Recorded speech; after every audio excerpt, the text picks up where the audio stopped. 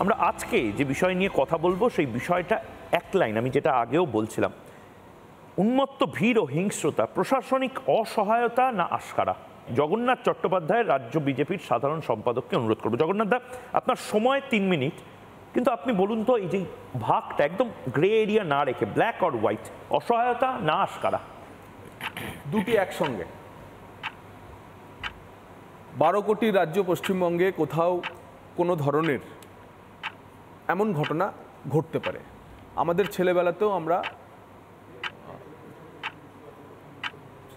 তথাকথিতভাবে বাচ্চা চুরিকে কেন্দ্র করে, অর্থাৎ ছেলে ধরা সন্দেহে পিটুনির ঘটনা শুনেছি, আজও শুনছি।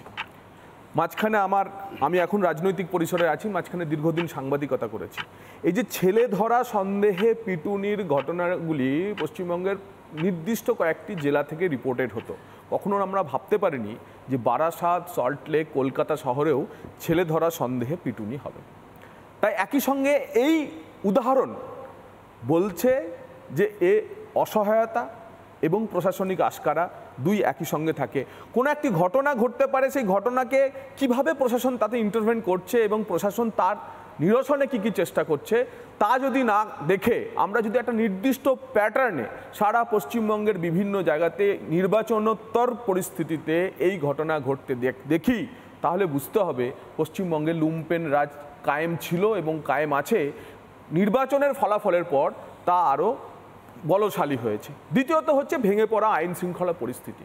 একই ঘটনা বারবার ঘটলে কোর্স কারেকশন করার সুযোগ পুলিশের কাছে রয়েছে, কিন্তু কোথাও একটা ঘটনা ঘটে যাওয়ার পর সর্বত্র তা ছড়িয়ে পড়লে তা বোঝা যায় যে রাজ্যের ল অ্যান্ড অর্ডার সিচুয়েশন পুরোপুরি ভেঙে পড়েছে। এবং ভেঙে পড়ার কারণ প্রশাসনের আস্কারাও আছে, প্রশাসনের অসহযোগিতাও আছে, প্রশাসনের সহায়হীনতাও আছে। 3 যেটা হচ্ছে যে বাঙালি সমাজের সামাজিক অসহিষ্ণুতাও দেখাচ্ছে এই ঘটনা। আপনারা আজকে দর্শক হিসেবে এবং বিভিন্ন জায়গাতে নানা মনস্তত্ত্ববিদদের এনেছেন, কিন্তু আমার যেন কোনোভাবে এই ঘটনাগুলির পূর্বাপর বিচার করে মনে হচ্ছে যে বাঙালি জীবনের যে অসহিষ্ণুতা, সেই অসহিষ্ণুতাও বারবার কিন্তু এই ঘটনাগুলিতে প্রতিফলিত হচ্ছে, যা আমাদের সমাজে কখনো ছিল না। এবং তা প্রমাণ করছে যে যুগের পর যুগ ধরে যে বাঙালি এগিয়েছিল, গোখেলের সেই বিখ্যাত কথা বারবার আমরা বাঙালি হিসেবে বলতে আমার লজ্জা লাগে, কিন্তু আমরা যে পিছিয়ে পড়া বাঙালি হয়ে যাচ্ছি তার প্রমাণ হচ্ছে যে বাঙালি আজ 100 দিনের কাজে মাটি কাটতে চায়, যে বাঙালি আজ পরিযায়ী শ্রমিক হতে চায়, যে বাঙালি শিক্ষক হতে বিহারে পরীক্ষা দিতে চায়। বিহার কোনো, আমি বলছি না বিহার কোনো বিমারু রাজ্য, কিন্তু এর আগে রিভার্সাল ছিল, এখন উল্টো হচ্ছে। সেই বাংলায় গণপিটুনি হচ্ছে। ভারতবর্ষের সেই রাজ্যগুলির কথা বিবেচনা করুন, কে সেখানে শাসক দলে আছে বাদ দিন, কিন্তু এমন কোন রাজ্যে, যে রাজ্য এগিয়ে আছে, যে রাজ্যের আর্থিক বৃদ্ধি আছে, যে রাজ্যের মানুষ হোয়াইট কলার জব চায়, সে রাজ্যে গণপিটুনি হয় না। এবং চোপড়া বলুন কি বনগাঁ, বসিরহাট বলুন বা সল্টলেক, প্রত্যেকটি গণপিটুনি বলছে বাঙালি ক্রমেই পিছিয়ে যাচ্ছে, সরকার দুর্বল হয়েছে, সরকারের অসহিষ্ণুতার স্তর এমনভাবে বেড়ে গেছে, তার খেসারত দিচ্ছে আপনি আমি। সময় শেষ জগন্নাথবাবু, সময় শেষ। জগন্নাথবাবু একটি আঙ্গিক তুলে ধরলেন। আমি শাশ্বতীদির কাছে যাব, একদম অন্যদিকে। শাশ্বতীদি রয়েছেন। শাশ্বতীদি, জগন্নাথবাবুর বক্তব্য শুনছিলাম আমি, অসহিষ্ণুতার কথা বলা হচ্ছে, বাংলার বাঙালির বেকারত্বের কথা বলা হচ্ছে, বিমারু রাজ্যে চলে গিয়ে কাজের কথা বলা হচ্ছে, ফ্রাস্ট্রেশনের কথা বলা হচ্ছে, এবং পুলিশি অপদার্থতা বা আস্কারার কথাও বলা হচ্ছে। আপনার কি মনে হয়, মানে এগুলো কি আসলে বেসিক জিনিস, না গোড়ায় কোনো একটা ডিপ রুটেড প্রবলেম তৈরি হচ্ছে বাংলার, এবং এটা আমরা সবাই আস্কারা দিচ্ছি? মানে আমি আবারও শাশ্বতীদি বলছি, আমার লজ্জায় মাথা হেট হয়ে গেছিল। সারা দিন ধরে আমরাও মিডিয়া দেখিয়েছিলাম যেভাবে বিরাটি স্টেশন উত্তাল হয়েছিল, এবং তারপরে ফলো আপ, সাংবাদিকতা একটা শব্দ আছে, ফলো আপ করতে গিয়ে জানা গেল এই মাটি ভাষাগত সমস্যার জন্য এটা বুঝিয়ে উঠতে পারেননি যে সেই বাচ্চাটা নিজেরই বাচ্চা, তিনি আগলে রাখার জন্য ব্যাগের পাশে রেখে দিয়েছিলেন। মারধর করা হলো এবং 7 দিন ওই নিষ্পাপ দুধের শিশুটিকে 7 দিন কাস্টাডিতে রেখে অবশেষে মাকে ফেরত দেওয়া হলো। মানে এর দায় তো বাংলার, বাঙালির এবং সংবাদ মাধ্যম, সমাজকর্মী সবার।